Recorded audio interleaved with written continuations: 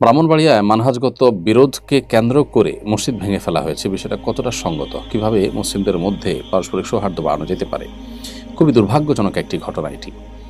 আমি এই ঘটনার তীব্র নিন্দা জানাচ্ছি এবং আমি মনে করি কোনো আকিদা, কোনো বিশ্বাসের মানুষের উপাসনালয়ে আঘাত করা এটা ইসলামের শিক্ষা নয়। আপনার যদি কারোর সাথে বিরোধ থাকে, ভিন্নমত থাকে, আপনি যদি মনে করেন কেউ ভুল করছেন, বাড়াবাড়ি করছেন, তাহলে সেক্ষেত্রে সেটার প্রতিকারের হাজারো উপায় আপনি বের করতে পারেন, কিন্তু উপাসনায় আঘাত করা এটা কোনো প্রতিকার হতে পারে না। আমরা যে ইসলামের অনুসারী, সেই ইসলামের শুরু থেকে আজও পর্যন্ত নবী করিম সাল্লাল্লাহু আলাইহি সাল্লাম, সাহাবা একরাম কেউ অন্য ধর্মাবলম্বীদের উপাসনালয়ে আঘাত করেছে এরকম কোনো ঘটনা আমরা দেখাতে পারবো না।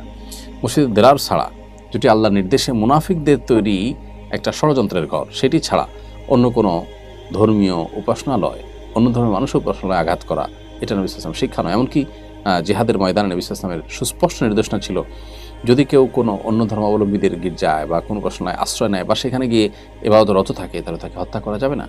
তাহলে আমাদের মুসলমান ভাই, একই কেবলাকে আমরা কেবলা হিসাবে মানি, আমাদের আল্লাহ এবং রাসূল এক, আমাদের মৌলিক সব বিশ্বাসগুলোতে আমাদের ঐক্যমত রয়েছে। এরকম ভিন্ন মতের মানুষদের মসজিদ ভেঙে দেওয়া এটা খুবই গর্হিত একটা কাজ। আমাদের মনে রাখা দরকার, কোনো জায়গাকে মসজিদের জন্য যখন কেউ ওয়াকফ করে দেয়, সেটা আল্লাহর হয়ে যায়, তখন সেই ঘরে হাত দেওয়া আর আল্লাহর ঘরে হাত দেওয়া একই জিনিস। আমার সাথে তার মতের ভিন্নতা থাকতে পারে, কিন্তু ঘরটা আল্লাহর। দিন শেষে আল্লাহর ঘর ভাঙা কোনো অবস্থাতে জায়েজ নয়। বাংলাদেশ আমাদের আশেপাশের অন্য যে কোনো দেশের চাইতে সাম্প্রদায়িক সম্প্রীতি এবং পরমত সহিষ্ণুতার জন্য উজ্জ্বল উদাহরণ। যার কারণে পাকিস্তানের মতো দেশেও আমরা জানি মুসলমানদের বিভিন্ন গ্রুপ, পরস্পরের সাথে বিরোধপূর্ণ গ্রুপগুলোর মধ্যে মসজিদে হামলা, পাল্টা হামলার ঘটনা ঘটে। বাংলাদেশে কিন্তু সেরকম ঘটনা ঘটে না। ভারতে সংখ্যালঘুদের উপরে ভয়ঙ্কর নির্যাতনের স্টিম রোলার দীর্ঘদিন যাবৎ চলে আসছে, কিন্তু আমাদের দেশে সেরকম ঘটনা ঘটে না।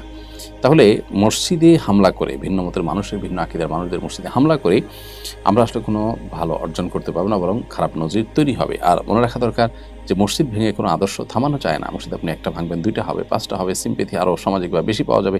অতএব মসজিদ ভাঙার এই চিন্তাটাই একটা অসুস্থ চিন্তা। অতএব এ ধরনের গর্হিত কাজ, এ ধরনের অন্যায় কাজ আমরা যেন কেউ আর না করি।